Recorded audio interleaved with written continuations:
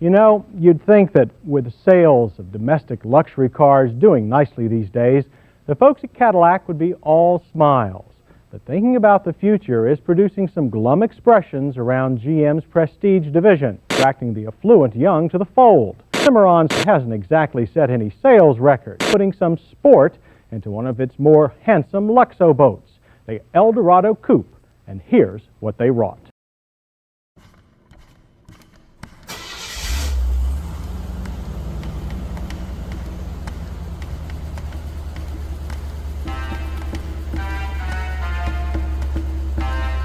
Unfortunately, a sporty Eldorado never actually happened.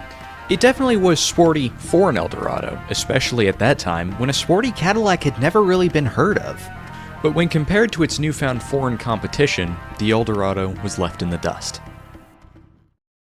Cadillac's whole downsizing debacle began with the fuel crisis of the 1970s, when the massive 500 cubic inch Cadillac V8 just wasn't economically smart anymore, and the aforementioned foreign newfound competition was filled with smaller, more fuel-efficient vehicles that even so still had better performance than any Cadillac of that time. These strange foreign vehicles such as Toyota, Mercedes, and BMW took any American dominance that Cadillac had. Cadillac was in a tight spot, and they knew that if they screwed up the Eldorado, the pinnacle of Cadillac, it might be game over for them. Cadillac's first car during the fuel crisis would not be an Eldorado.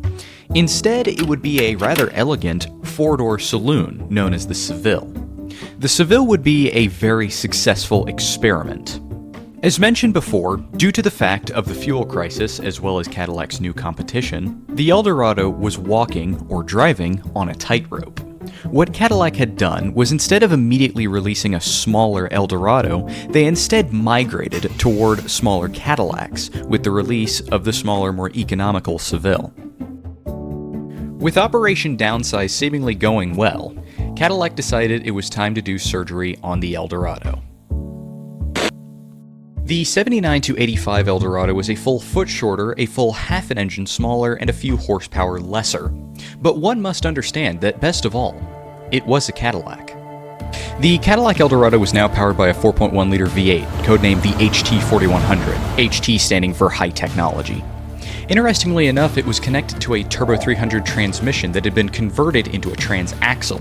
The HT4100 made 145 horsepower and 190 foot-pounds of torque, which was, for lack of a better word, dismal, and the rear suspension had been converted into an IRS. There were other options for engines as well. There was the V864, an overcomplicated technological marvel that would change how many cylinders were being used based on how much throttle you were giving it, as well as the world's first diesel V8 in a passenger car. The first and last example of a diesel V8 being used in an Eldorado. The diesel V8 in question would be ripped from Oldsmobile, who were in a very similar situation to Cadillac of having to downsize their vehicles to make them more fuel efficient.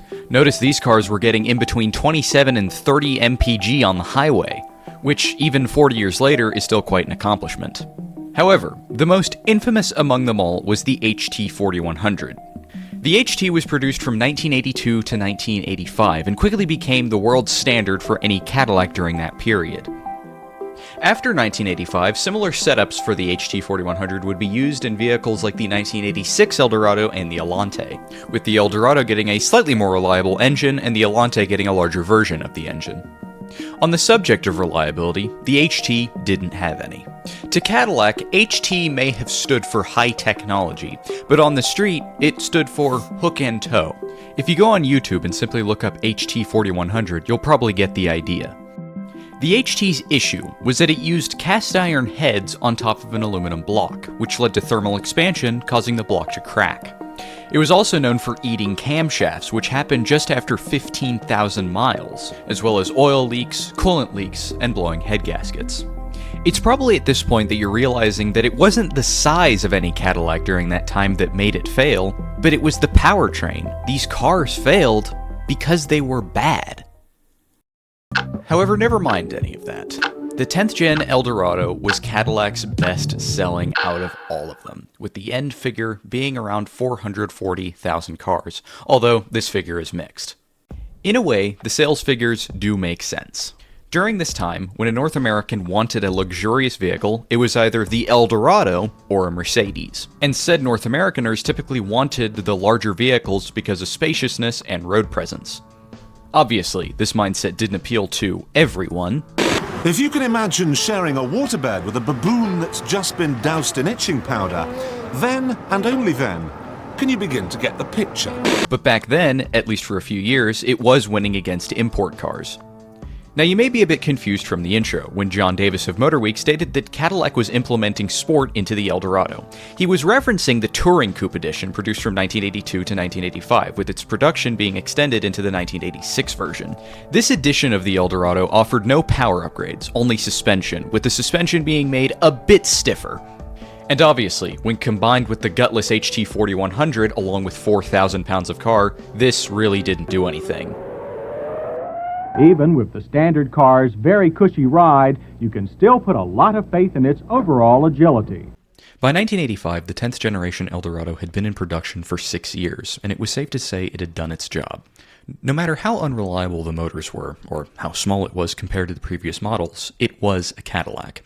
After that, the Eldorado got even smaller and cosmetically duller, to the point of effectively being a standard car with a few luxurious features inside. Now, fortunately, Cadillac has found itself again with the Soleil Concept, the Celestiq, and the Vistiq. All of these cars are extremely big, extremely stylish, and are some of the most luxurious vehicles to ever exist. But before that, the last Cadillac to hold all three of those titles was the 1985 Cadillac Eldorado.